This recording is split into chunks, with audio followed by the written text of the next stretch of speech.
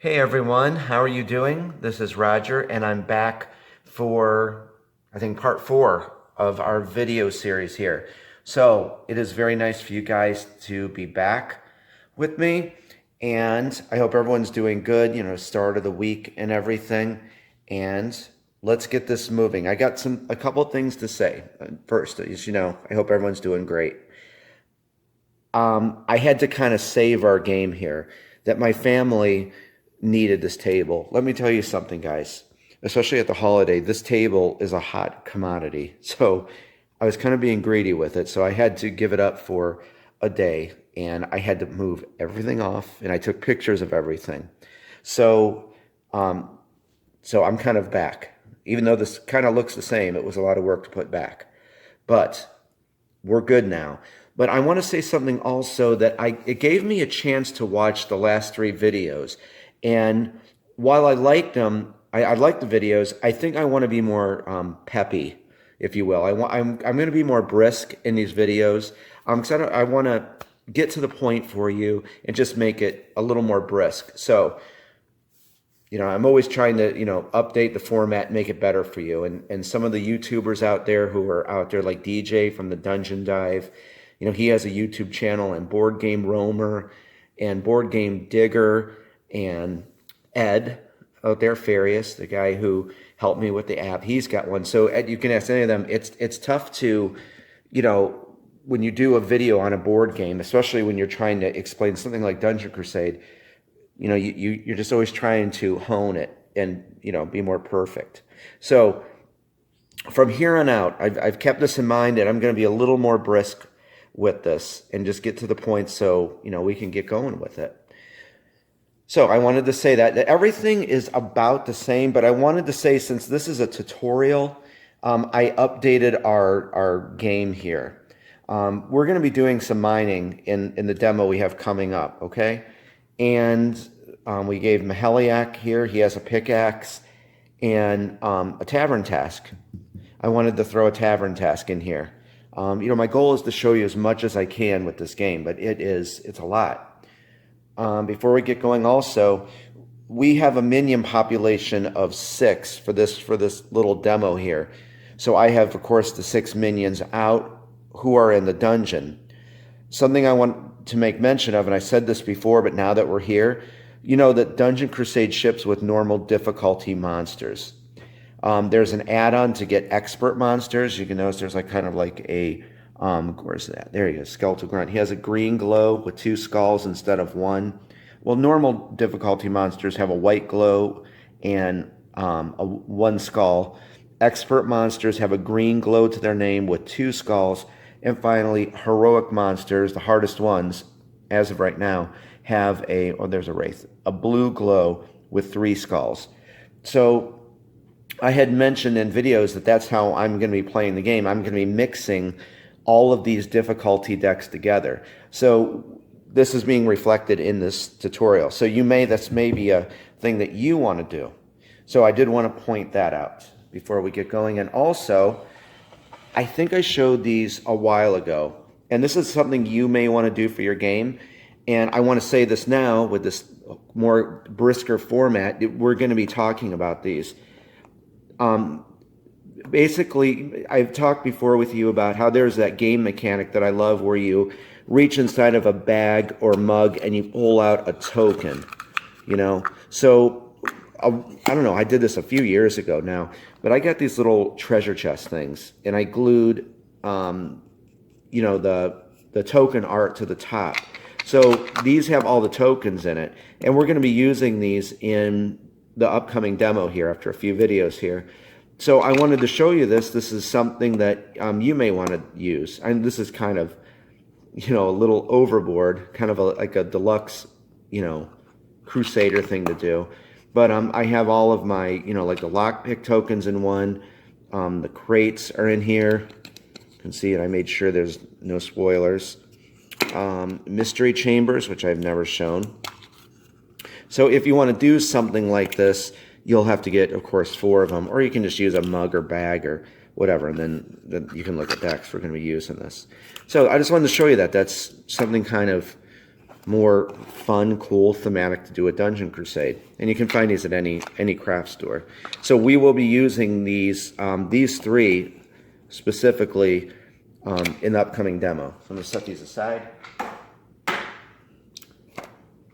not going to show you that. That's a surprise. And I think that was it. I updated a few other things, but it's not like that big of a deal because in this demo I want to show you as much as I can. And so let me move my lighting grid over here, get more light in here. Okay, so with this new format, we're going to go, I'm going to kind of go back to this, and it's going to be more chop, because I have some very fun things to show you about the key system in the game, and of course the quest that I wrote, A Gift for Simon. So let's go back here and talk about what we're going to do, and hopefully see it's going to be a little bit more quicker this time. And let me put this here so I don't disrupt the board too much. Okay, it's perfect. If you remember, we said that Albus, at the top, when we place our initiative tokens, we're going to have Albus start. He does not get an initiative token. He has 2 actions. Also, I was talking to my good friend Andrew, and something I want to point out that's, of course, in the rule book, and I've actually mentioned this in a few videos. Hero movement, we're going to use faith. In Dungeon Crusade, and this has always been in here since the inception, heroes move orthogonally. And orthogonally means they can move up, down, left, and right. Okay? Diagonal movement is not permitted, ever. So heroes have to move orthogonally, which is up, down, left, or right. However, if they ever attack a monster, I'm going to get this Orc Siege Breaker as a demo. They can attack diagonal. So let's put faith right here. So that is permitted to attack, from a diagonal standpoint. So anywhere around that monster. So it's just a quick rule that I wanted to tell you. They can move orthogonally, never diagonal. Okay, that was it. So, as I said, they have 2 actions. So what we're going to do is, going back now, with what we're going to do in the demo, I'm going to be moving Albus over here to Faith. He has got some healing potions and an elixir potion right here because she's low on health and low on essence. So we're going to pass that off to her. And then we'll probably move him south into the dungeon a little more. Then, move this over here. We're going to use Faith's 2 actions. And, we're going to move her down here. And she is going to try to discover a secret chamber.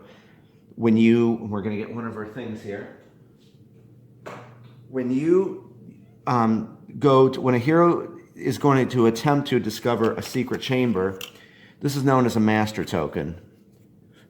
What you're going to do is you're going to take that out. You're going to get whatever you're going to use, in this case, the little treasure chest here. You're going to reach in, you're going to pull out a token at random. Okay, so then notice that, let me get on this side. Okay, so notice that 3 and 17. The 3 on the left side means that's how many attempts that she has to discover the secret room. And you must spend an action for this to discover a secret room. The number on the right is a wisdom check. And there's all different kinds. There's easy secret rooms that have like 12, 13. And then there's harder secret rooms to discover. So it's always random for you.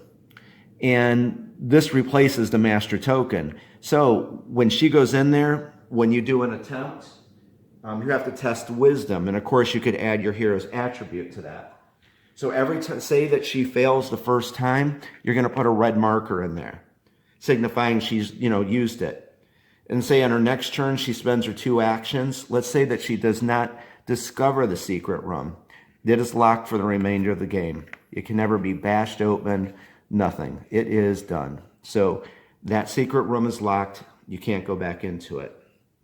However, if she does pick lock in the secret room, then she has to move to the front, or a hero must move to the front and try to pick the lock. Again, what we're going to do is we're going to go over to our treasure chest here. This is the one with the lock picking tokens in it. You're going to reach in, randomly pull one out. When you pick a lock in Dungeon Crusade, it is successive. So once you spend one action, you keep doing this. So notice here, hopefully it comes into focus. Do this. It's like the inside of a lock and has those numbers. Okay, so this one is fairly an easy one. She's going to get 2 attempts to pick this lock, and you're going to roll the D6, the red D6, the red D6, the green D6, and the blue D6. What a hero has to do is meet or exceed those values shown.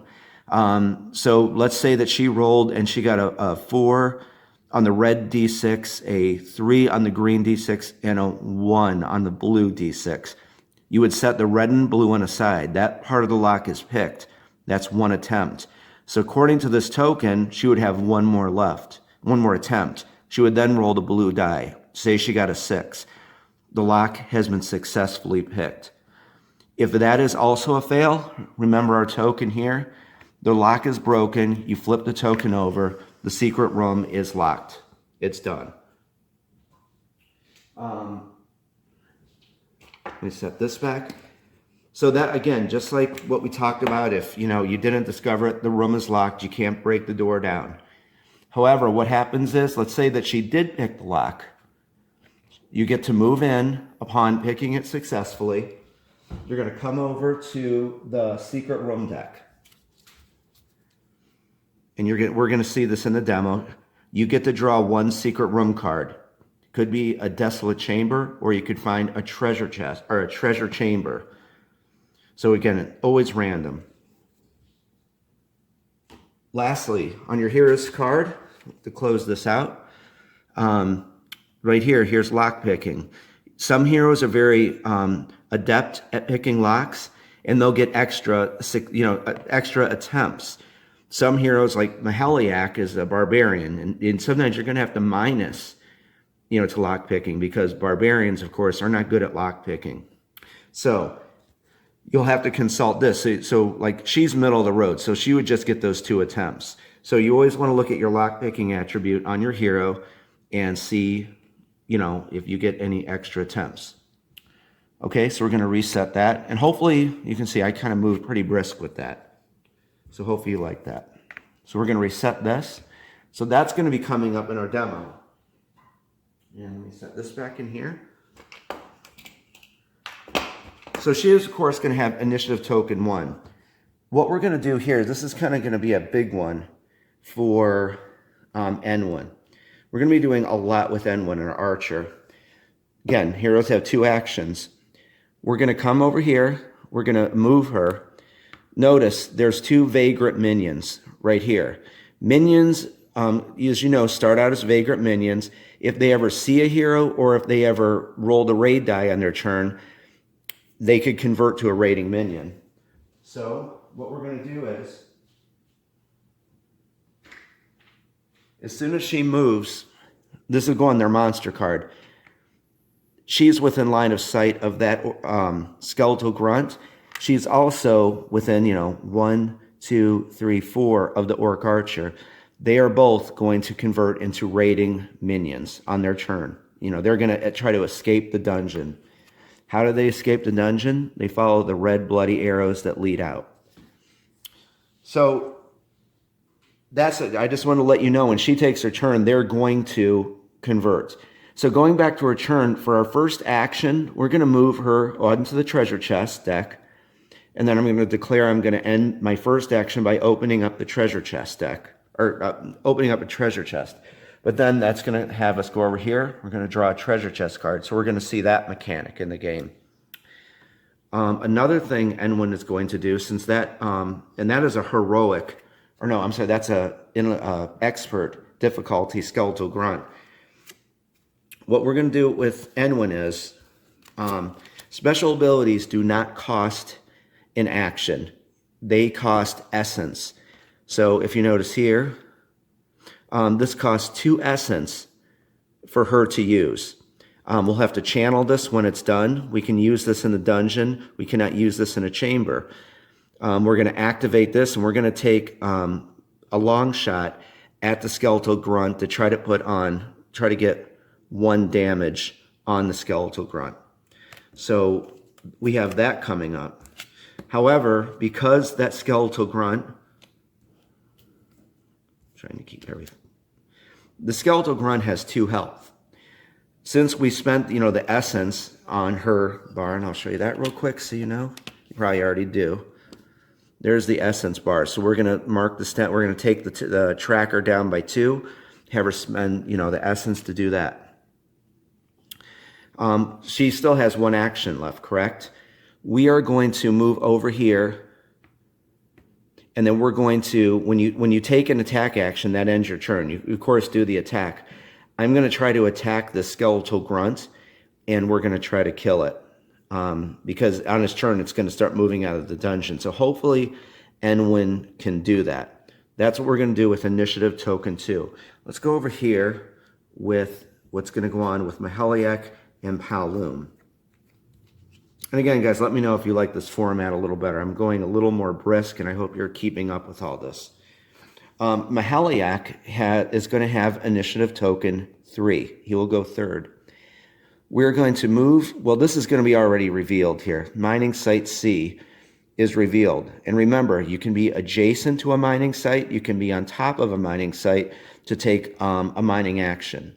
So what we're going to do is with our first action, we're going to move on to, just to move, to get closer to this Orc Archer. And we're going to do a mining action. So we're going to see some mining in the game and see if you can get any precious stones or minerals. When that's done, we're going to take our second action and move adjacent to the Orc Archer and attack. So we'll see some combat with that. A lot of combat's going to be happening in this next turn. And hopefully we can kill it. If Enwin over there, can kill the skeletal grunt, and Maheliak can kill the Orc Archer, that's, we can get 2 raiding minions out of the game. So that's what we're going to attempt to do.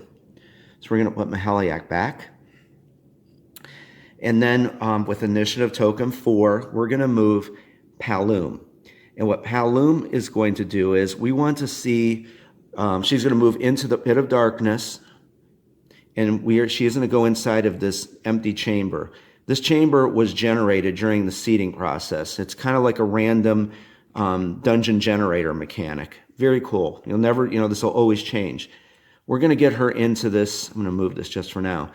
And we are going to smash open this crate. We want to see if there's hopefully some gold. Hopefully there's nothing bad in there. And then that's why I showed you these. We're going to go over to our crate treasure chest. We're going to open it up, and we're going to pull out a crate, as, so to speak, she's going to be smashing that open. Okay?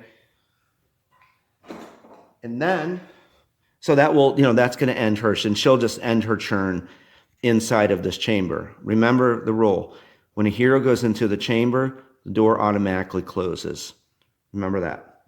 And I'll tell you what, we're going to come back because we're going to talk about the big thing that happened, or what's going to happen in this forthcoming turn. We are on this, here's the quest. This is the special quest I wrote just for this demo for us, and it's called A Gift for Simon. And his granddaughter, Sophia Nordland, came to the heroes, and we're going to read the story coming up, because I'm going to start another video for this. So what we're going to be doing with Zeke and Sir Brennis, they're on this quest for Sophia Nordland to recover this ruby stone ring, a magical ruby stone ring. And we're going to look at quest setup, which I think you're really going to enjoy. And in the next video, we're going to look at the key system with all the doors. So that is what we are going to be doing, and I think you're really going to enjoy it. Okay, and I am going to stop this video right now. And I hope that this was a little more brisk for you. Please let me know. And I think we're just going to keep going with this format. Before I go, I will say this. What I love about this game, and hopefully you can see, there's kind of like little episodes. I might have said that before, but there's all the stuff kind of going on, like what's going to happen with Faith with the secret room, and will Mahaliak get anything from the mining site, and then will he kill the orc archer? What will Enwyn get out of the treasure chest? Will she kill the skeletal grunts? What will Palum find inside of that chamber in the pit of darkness? And of course, kind of like the big finale here about going into a chamber to recover the ruby stone ring and battling. So hopefully you can see just within a turn how much happens in this game. And I think we're going to have fun in this demo. Okay, guys, sit tight. I'm going to be back with the next part here, and we're going to do quest setup. You'll learn that. I'll talk to you in a few.